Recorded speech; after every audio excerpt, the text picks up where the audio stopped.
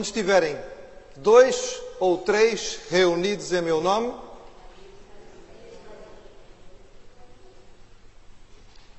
quase todos os cristãos que conhecem a Bíblia e estão familiarizados com ela responderão a esta colocação minha da maneira que os irmãos fizeram. Onde estiver 2 ou 3 reunidos, aí eu estarei presente. Mas não era bem isso que eu ia dizer aos irmãos hoje. Onde estiverem 2 ou 3 reunidos, é provável que haja problemas. Onde estiverem 2 ou 3 reunidos, é provável que haja algum tipo de discussão. Onde estiverem 2 ou 3 reunidos, provavelmente vai surgir algum tipo de divergência.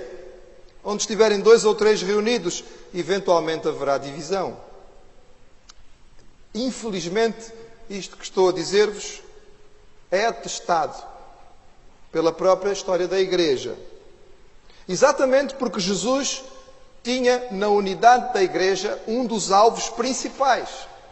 O que Jesus ensinou no texto que já citamos hoje, em João capítulo 17, foi que ele desejava que os seus fossem um.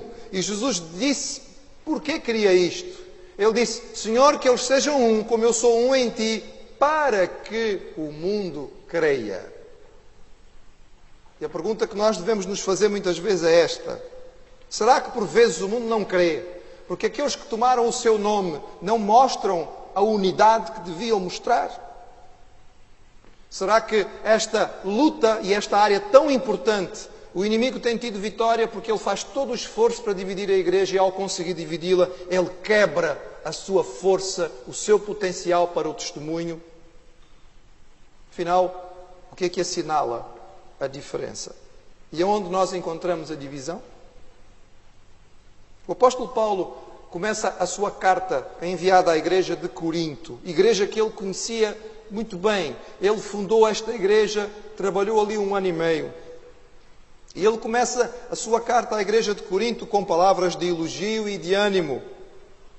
Mas a razão principal pela qual Paulo escrevia a esta igreja é que em apenas 5 anos de existência, a igreja tinha aproximadamente 5 para 6 anos de existência, ela já estava profundamente dividida.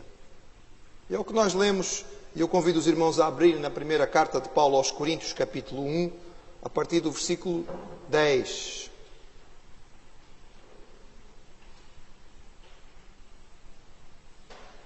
E diz assim, 1 Coríntios 1, de 10 em diante.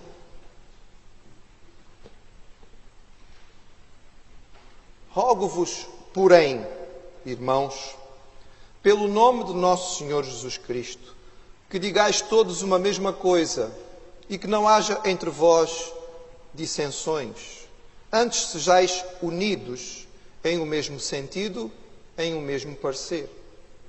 Porque a respeito de vós, irmãos meus, me foi comunicado pelos da casa de Cloé que há contendas entre vós. Quero dizer com isto que cada um de vós diz, eu sou de Paulo, eu sou de Apolo, eu sou de Cefas e eu de Cristo. Está Cristo dividido? Foi Paulo crucificado por vós? Foste vós batizados em nome de Paulo? Dou graças a Deus porque a nenhum de vós batizei, senão a Crispo e a Gaio, para que ninguém diga que fostes batizados em meu nome. Batizei também a família de Estéfanas. Além destes, não sei se batizei algum outro. Porque Cristo enviou-me não para batizar, mas para evangelizar, não em sabedoria de palavras, para que a cruz de Cristo se não faça vã. Vamos olhar para este texto, irmãos, e procurar o ensino da palavra do Senhor para nós.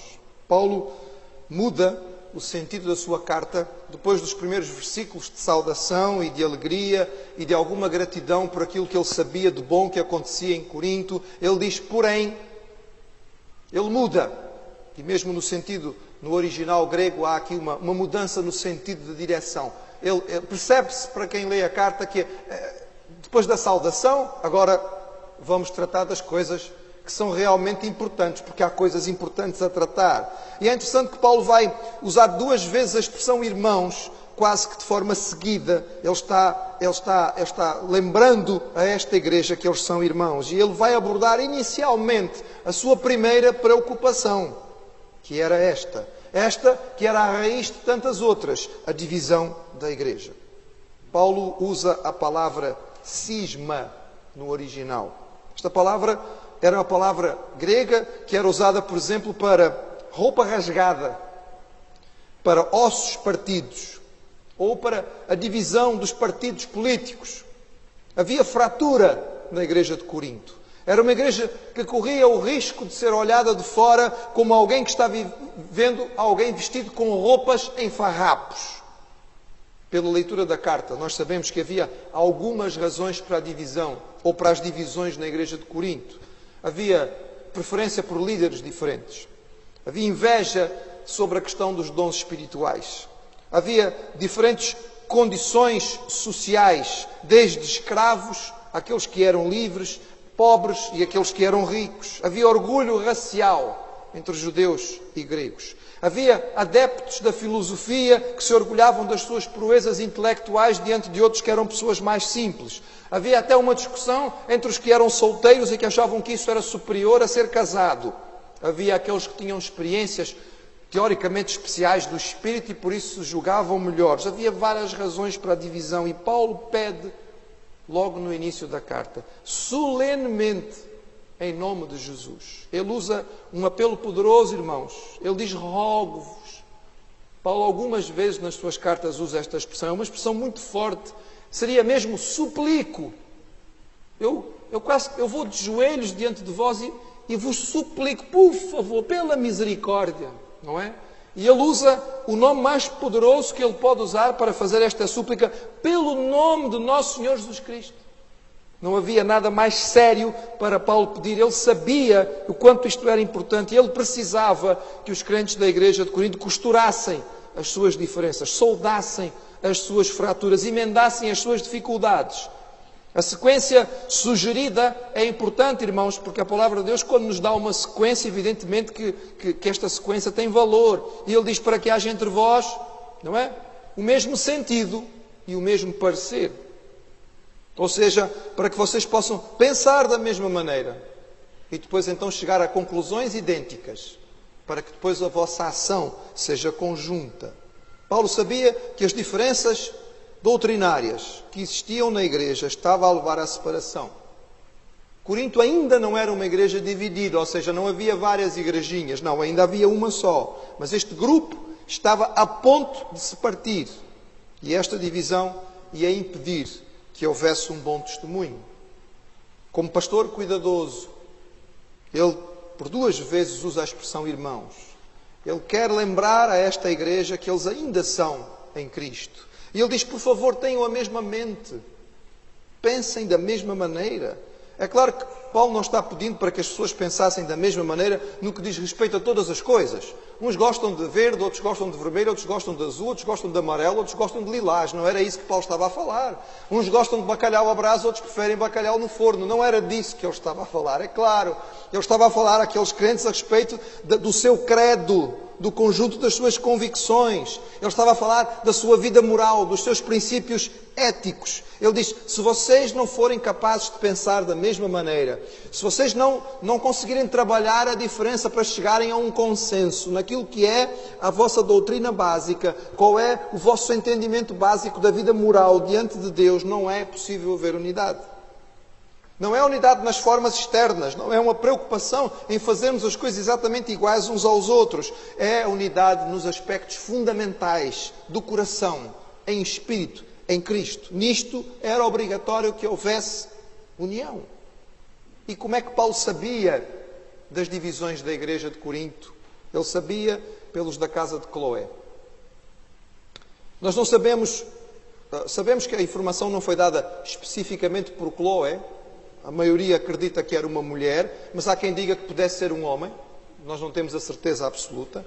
Mas não tinha sido exatamente Cloé que trouxe a informação. Era alguém da casa. Poderia ser parente, mas poderiam até ser servos. Não é? Eventualmente, as casas grandes tinham muitos empregados, tinham muitos servos e podia ter sido alguém. Há algumas possibilidades. Podia ser que alguém da família de Cloé ou da casa de Cloé, que era membro da igreja de Corinto, tivesse vindo até Éfeso, onde Paulo estava, e tivesse contado o que estava a acontecer.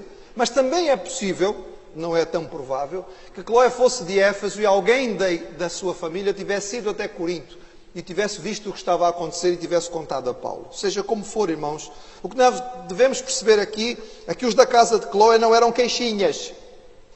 Ninguém gosta de queixinhas. E a igreja não precisa de queixinhas. Mas não era o caso aqui. Havia uma genuína preocupação com o estado da igreja. E neste caso não se trata de um queixinhas, trata-se de alguém que, com amor pela igreja, chama a atenção, alerta para a necessidade, para a dificuldade, que Paulo, que estava neste momento longe, não sabia.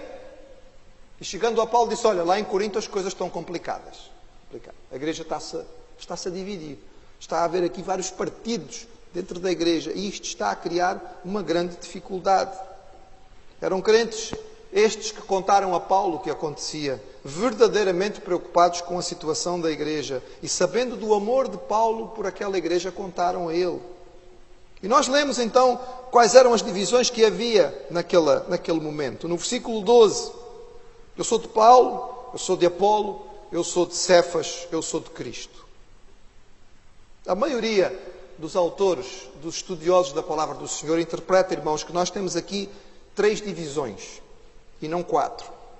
A maioria, pela maneira como a carta está escrita e pela forma como Paulo usa o grego original, entende que Paulo está falando sobre 3 grupos principais que haviam na igreja, em que se identificavam um de Paulo, outro de Apolo, outro de Cefas, e Paulo no fim diz, pois vocês aí têm grupos que dizem, eu sou de Apolo, o outro grupo diz, eu sou de Paulo, o outro grupo diz, eu sou de Cefa. E Paulo responde, eu sou de Cristo. Eu sou de Cristo. Isto dizemos nós, porque também nós temos outras influências ou informações externas, e uma carta escrita alguns anos depois por Clemente a esta mesma igreja menciona as divisões da igreja de Corinto e fala sobre 3 partidos, sobre estes 3 partidos, e não menciona um quarto.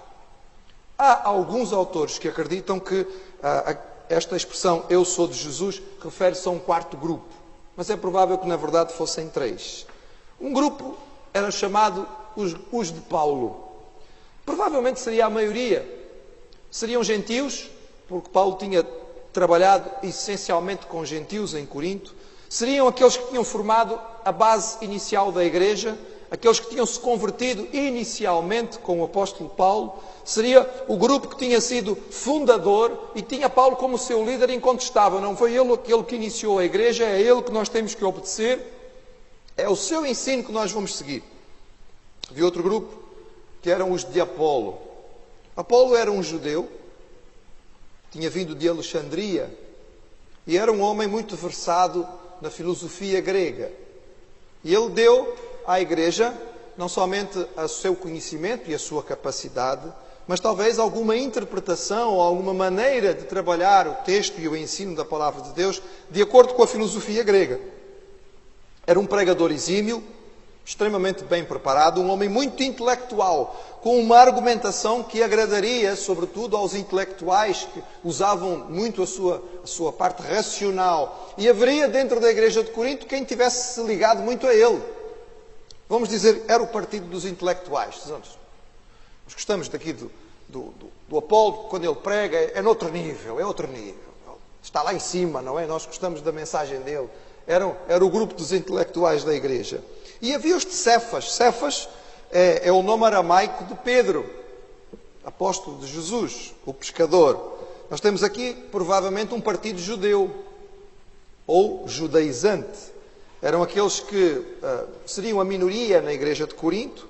Talvez, depois que Paulo sai, também tivessem chegado alguns judaizantes à igreja de Corinto, como chegavam a todo o lado. Não tinham tido tanto sucesso como na Galácia. Sabemos que na Galácia praticamente eles tinham tomado conta das igrejas, não era o caso de Corinto, mas tinham feito estrago suficiente para formar uma espécie de um partido. Talvez houvesse um quarto partido, que seriam aqueles que diziam que eram de Cristo, considerando-se mais espirituais com os outros, mas como eu disse aos irmãos, é provável que diante destes 3 partidos o apóstolo Paulo diz, não interessa, estes líderes não são importantes, nós temos que ser, é de Cristo. E então Paulo parte para algo que é tradicional na sua forma de trabalhar. Vamos lembrar, irmãos, o seguinte: estes líderes aqui mencionados não estavam na origem da divisão. Não tinha sido Paulo, Apolo e Cefas, ou Pedro, que tinham feito a divisão. Estes líderes, estes 3 homens, provavelmente nem sequer sabiam que estes grupos tomavam o seu nome. E se ouvissem os argumentos que eram usados por eles, provavelmente nem concordariam. Mas estas pessoas tinham usurpado, tinham roubado o nome destes líderes para dizer: não, mas nós nos identificamos com fulano, ele é que é o nosso líder. O apóstolo Paulo faz então algo que ele fazia muitas vezes, que é perguntar. Era uma prática habitual dos mestres judaicos. Mas também é interessante, irmãos, porque a pergunta faz com que o leitor se envolva de uma maneira diferente. Às vezes usamos a pergunta na pregação para colocar as nossas mentes a pensar, porque isso nos ajuda a chegar juntos à resposta. E a resposta obtida pelo meu raciocínio fica mais facilmente guardada no meu coração. Então Paulo fazia estas perguntas que eram retóricas. E ele pergunta: está Cristo dividido? E 2 questões essenciais ele coloca: a cruz e o batismo. Ele pergunta: foi Paulo crucificado por vós? Vamos lá lembrar uma coisa. Vocês são o quê? São cristãos. Foram salvos de que maneira? Fomos salvos pela cruz. Nós éramos pecadores, estávamos perdidos, não tínhamos como nos salvar. Não havia forma, não havia maneira de nós conseguirmos pelo nosso próprio esforço. Mas Jesus veio exatamente porque nós não podíamos nos salvar. E porque nós não tínhamos como pagar a dívida e a consequência do nosso pecado era a morte, Ele morreu. E quando Ele morreu, Ele nos salvou. Ele morreu como numa cruz. Então, para sermos salvos, tivemos que aceitar o sacrifício de Jesus na cruz. E quem é que morreu na cruz? Foi Jesus. Não foi Paulo. Não foi Pedro. Não foi mais ninguém. Então Paulo pergunta: pensem um bocadinho, quando vocês dizem eu sou de fulano, eu sou de cicrano, algum deles morreu na cruz por vocês? Não, quem morreu foi Jesus. Então conversa é essa de vocês agora dizerem que são deste e são daquele? Vocês foram batizados em nome de quem? A cerimónia de batismo é a cerimónia de entrada, era o rito que marcava a entrada dentro da igreja, era o testemunho de fé inicial do cristão, e o cristão era batizado em nome de Jesus, evidentemente, em nome da Trindade, mas era o nome de Cristo que estava ali mencionado, era por causa da sua fé em Jesus que este alguém era batizado. Então Paulo pergunta: vocês foram batizados em nome de algum apóstolo? Foram batizados em nome de algum mestre? Não, não foram. Então como é que vocês estão a confundir de tal maneira as coisas?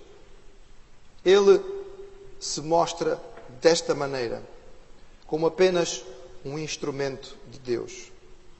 Ele percebe que nada tem valor a não ser Jesus. Nem ele, nem Pedro, nem Apolo tinham qualquer valor quando colocados ao lado do Salvador, que era a razão de ser da igreja.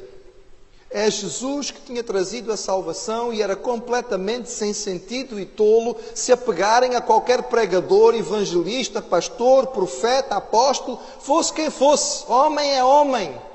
E no máximo pode ser instrumento da graça, não mais do que isto. Alguns dos instrumentos que Deus usou de forma poderosa ficavam muito tristes quando os seus seguidores usavam o seu nome. Não sei se os irmãos sabem, mas, por exemplo, Lutero ficava horrorizado quando as pessoas se referiam àqueles que tinham seguido a sua reforma como luteranos. Ele ficava profundamente zangado e ele pedia, por favor, que não chamassem nem a Igreja, nem os seguidores luteranos. Mas não obedeceram, não é? E hoje nós temos a Igreja luterana e aqueles que são chamados de luteranos. E Lutero, coitadinho, se calhar ainda está dando voltas na cova. Não dá, porque ele está na glória, na presença do Senhor. Mas daria, porque ele não queria. Porque tinha a consciência de que ele era apenas instrumento na mão do Senhor. Meus irmãos, vamos lembrar isto.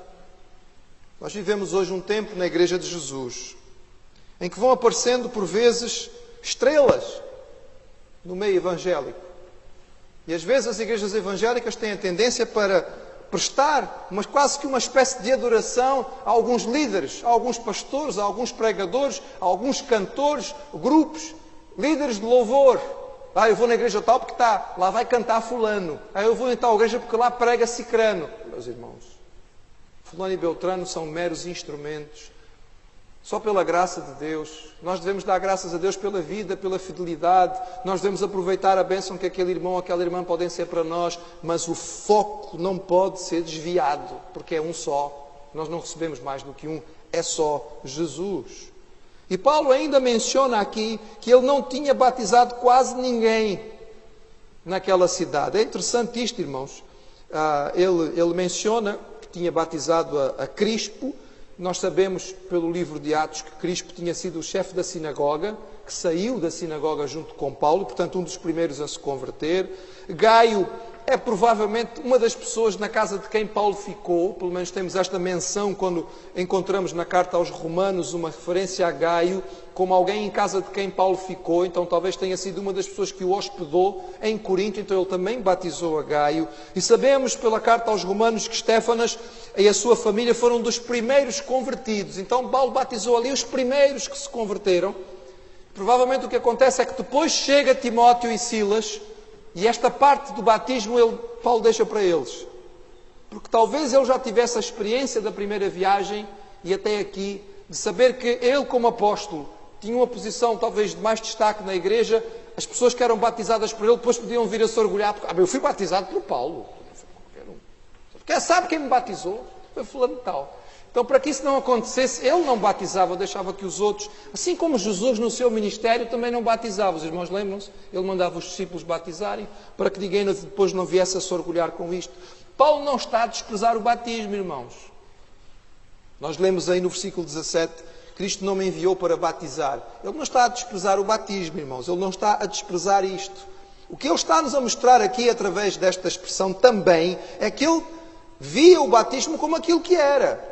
Um rito e um ritual de entrada na igreja cristã, que era importante como testemunho de fé, como alguém, para que alguém fosse incorporado na igreja, mas que não tinha valor sacramental.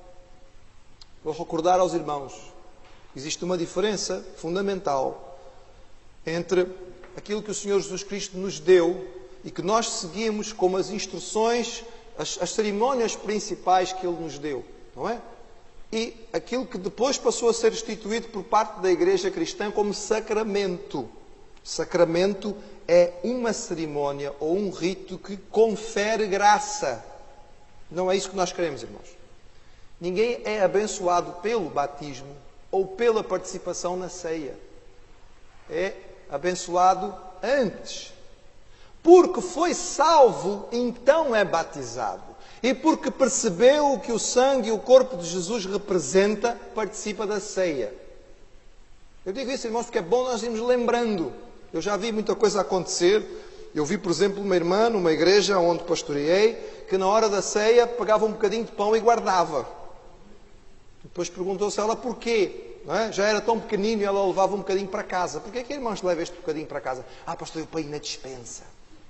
Era tipo pozinho mágico. Ela chegava e esfarelava o pãozinho e soltava na despensa, porque alguém tinha dito a ela que fazia... Era o pão da ceia, era especial. Meus irmãos, o pão da ceia é pão. Não vai abençoá-lo de maneira nenhuma. É apenas uma lembrança. Eu não estou diminuindo o valor da ceia, irmãos. Estou colocando no seu devido lugar. É uma cerimónia maravilhosa que Jesus nos deu como memorial, para nós recordarmos o que Ele fez por nós. Mas aquele pão não traz bênção nenhuma. É pão. E aquele cálice não traz bênção nenhuma, é um cálice. Mas ajuda-nos a lembrar, como Jesus disse, aquilo que Ele fez por nós e a bênção que recebemos. Da mesma maneira, o batismo, ele não transforma ninguém. Um pecador que seja batizado e que não tenha encontrado a salvação em Jesus, apenas toma um banho mal tomado. Porque vai ser molhado e nem sequer vamos usar sabonete nem nada, não é, irmãos? É um mergulho rápido e sai depressa. Aquele mergulho só faz sentido para alguém que está a dar o seu testemunho. Está a dizer, eu fui transformado. Morri para uma vida antiga, tenho uma vida diferente, uma vida nova. Então dá o seu testemunho sendo mergulhado nas águas. E a Paulo está exatamente dizendo isto. Olha, eu não fui enviado para batizar. O batismo é uma cerimónia simples de entrada na igreja. A minha preocupação principal é uma só. É uma só. Evangelizar. Ou seja, contar a boa nova. A minha preocupação é transmitir o recado de Deus. O plano maravilhoso da salvação.